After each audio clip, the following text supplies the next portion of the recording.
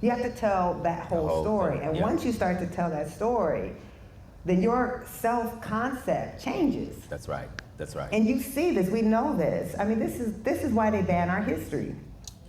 They ban our history because black history by definition is political. That's right. Because black people by definition are political, right? Our history is political because every story of American greatness, every story of American exceptionalism you want to tell, here we are off to the corner. Say, how do you explain us? That's right. If all this is true, why are we here? How you bought and sold our ancestors. How you claim to be democratizing Europe, but denying violently democracy for black people here. So we're the most inconvenient people to the story of American exceptionalism. Right. So they want to ban our history because we give lie, right? We reveal the lie of this country. Right. And we are heroes of that story. So what the research shows is that when you teach black children black history, they do better academically. Absolutely. This is not shocking. That's right. It's right. Right? If you see yourself in the story, then you have a powerful sense of who you are. Sure. And I know, I mean, this is why they ban our history, because once I got a little taste of black history, I became incorrigible as a student. I was challenging everything, right? I would go up in social studies like, where are we? Why aren't you talking about this? What about this, right? And so all of a sudden, you don't just accept the narrative that they give you, and you start to challenge it. Right. Hello ladies and gentlemen, welcome back again to this channel. And the reason why I brought this video here, it's I saw it having a lot of weight, and I just want us to share it. I want us to hear from her. And welcome once again, welcome to this channel. If this is your first time in this channel, we greatly appreciated your time here. We are really humbled, man. And please, you can consider supporting us by simply subscribing to our channel. Give us a like, share our content. This is one of the least ways you can support us. We are grateful now that you've done so. Now let's rock in, and then later on we can come and have a conversation concerning the same. And please, as we go down watching the video, you can share your views, you can share your thoughts concerning the same in the comment section. Let's rock in. Right? Medgar Evers was a World War II veteran who was assassinated by a white World War II veteran. You have to tell that whole story. And once you start to tell that story, then your self-concept changes. That's right. That's right. And you see this, we know this. I mean, this is why they ban our history. They ban our history because black history by definition is political. That's right. Because black people by definition are political, right? Our history is political because every story of American greatness, every story of American exceptionalism you want to tell, here we are off to the corner. Say, how do you explain us? That's right. If all this is true, why are we here? How you bought and sold our ancestors. How you claim to be democratizing Europe, but denying violently democracy for black people here. So we're the most inconvenient people to the story of American exceptionalism. Right. So they want to ban our history because we give lie, right? We reveal the lie of this country. Right.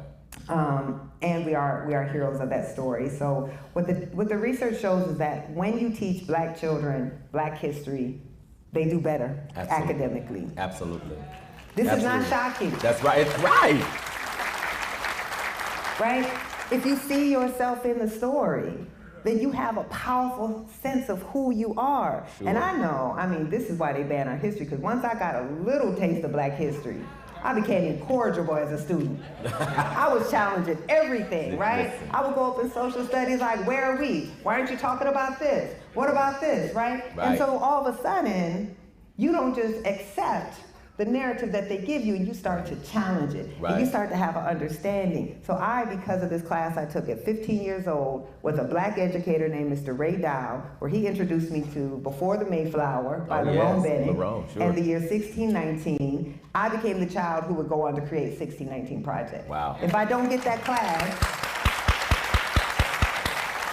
I don't create this project. That's right. And so they want to ban the class because they don't want more of us. That's right. They don't want more Dr. Blacks. They don't want more Nicole Hannah-Jones. Right. They don't That's right. want people who can help our children know that there is nothing wrong with black folks. There's something wrong with our country. That's right. That's right. That's right. 1954, right? Brown versus Board, right? And most of us in this room are, of course, are aware that thousands and thousands of black children were shipped to white schools, right? The 1619 Project, of course, covers that. The question I would like to ask you is, what did white children miss by never being under the tutelage of black instruction? That's such a, that's a powerful and an important question. And I think, you know, we're taught to think about Brown v. Board, of course, as being about the deficiencies in the education of black children. Right. But if you actually read Brown v. Board, if you read the arguments that the NAACP was making, if you look at the oral arguments, which I'm nerdy as hell, so I've read all of it. Are y'all okay? Yeah. Okay. It's okay. We can enjoy ourselves too. I tell a lot of jokes because this is hard, and if I didn't tell a lot of jokes, I'd be up here crying. Right. So I read all the oral arguments, and the NAACP was actually making two arguments. They were making the argument that the segregation was degrading to black Americans in a society built on racial caste, because the segregation wasn't just arguing we should have our own things. It was meant to treat us as inferior, right? It was meant to show that we were less than, and that oftentimes we were getting deprived of the equal amount of resources. For instance, in Georgia, there was a span of about 40 years where there wasn't a single high school in the state. They were funding high schools for white kids, but their own children didn't have a high school, right? Or they weren't getting, you know, school buses, or they weren't getting textbooks. So we know that the resources weren't the same. So they were making that argument. But the parallel argument that they were making was that segregation was giving black children a false sense of their own inferiority, but it was also giving white children a false sense of their superiority. Right. Now the court didn't rule on that. Right. But what they were saying is that we are in a multiracial world. We are going out into the world, so you have to think 1954, what's happening. This is just at the beginning of the Cold War. We're starting to see, you know, communism rising in America, and communists are engaging in this propaganda campaign. And so what they're really trying to say is that you are teaching white children that they're superior, and you're also not giving them an education to go out into a world that doesn't look like their classrooms. It doesn't look like their communities. So what white children were deprived of is, one, you know, just the ability to be around black people, and we're amazing. But they were also being deprived of the ability, and still are, because white children and black children remain segregated today, of an ability to get an education that prepares them for the world. Yes. An education that gives them empathy. I mean, this is why we have so much polarization, is white children can go most of their lives without ever having to have intimate relationships with anyone who's black, and certainly not someone who can be in a position of authority. Right. Because the funny thing about segregation is, because it so limited the opportunities for black Americans, black educators were actually far more educated than white educators. That's right. They had much higher degrees. That's right. They tended to, you know, they would go and get their PhD or their master's degree, but could not work as a doctorate at a university or a scientist. So they would get these degrees, and then they would come back into the K-12 classroom. That's right. And so there's research that actually shows that they, on average, were far more educated and had far more advanced degrees than white teachers. That's right. Now, again, think about narrative. How many of y'all have ever heard that? Yeah. Right? It's true. It is true. But that's not the narrative. So the narrative was that our children were getting an inferior education. They were getting inferior resources. Right. But they did not have inferior educators. Right. It makes me think. That was a difference. Absolutely. It makes me think of us at these HBCUs, right? Because of course I'm at an HBCU, and so are you. And the beauty and the power of HBCUs, I think that most people don't know, is that we were really making bricks without straw. Yes. Right? And we have been teaching Still black are children. That's right. Did you hear me? We have been teaching black children not just textbook knowledge, but also knowledge of self, spiritual knowledge, right? Spiritual nurturing, right? The whole self, right? Yes. And I think this is critical because in some ways, we have not really, as black people, we've not really supported these institutions as fully as we need to. But these institutions have been the lifeblood of black people, right? And I'm saying that also because I'm segueing to an institution. I'm probably gonna get like 2 more questions. Good Lord help me. One of those is the black church. And you know, I was telling you, I'm the church musician. I believe in the black church institutionally. I don't know that I believe in the black church theologically, right? That's another thing, right?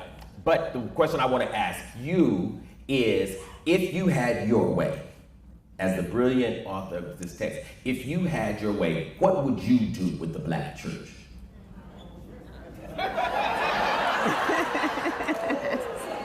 Lord. Now you're trying to get me canceled. I'm gonna get fired.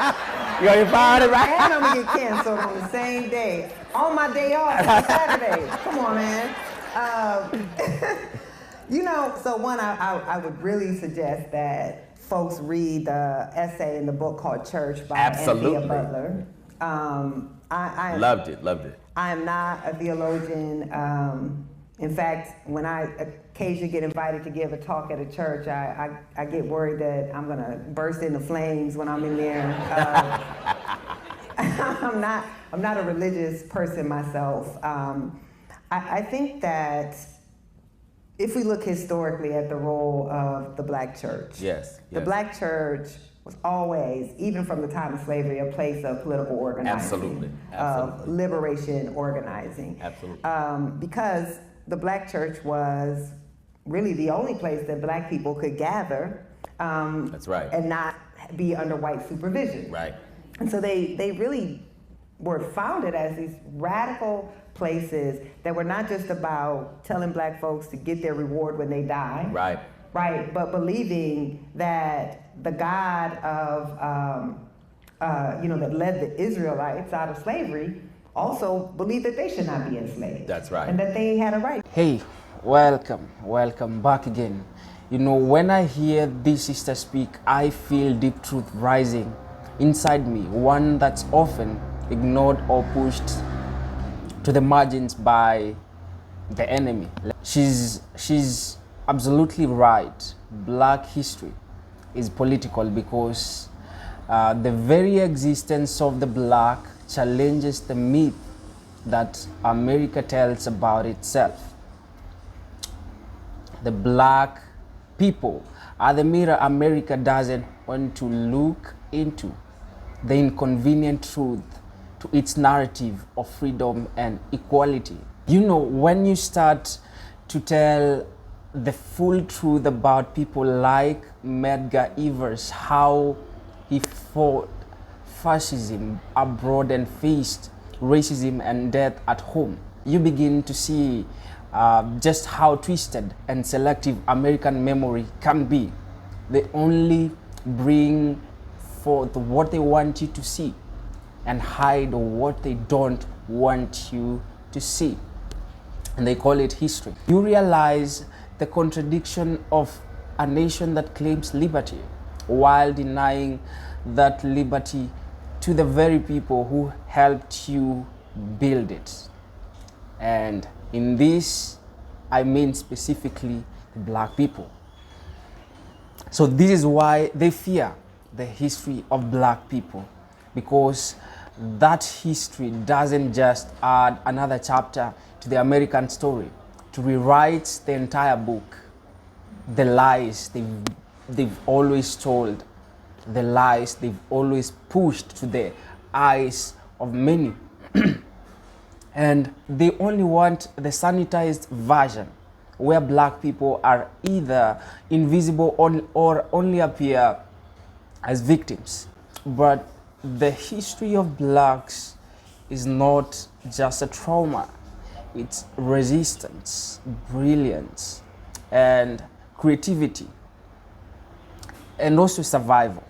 So when you teach the children of black about the greatness of Africa, the power of resistance during slavery, the ingenuity of black inventors, the courage of the civil rights leaders, the likes of Malcolm X, the likes of Martin Luther King Jr., and the excellence in every field that black people rise. The children get edified, the children get exposed, and they build this courage to question things.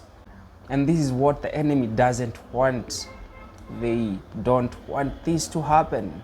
And I know this in my bones.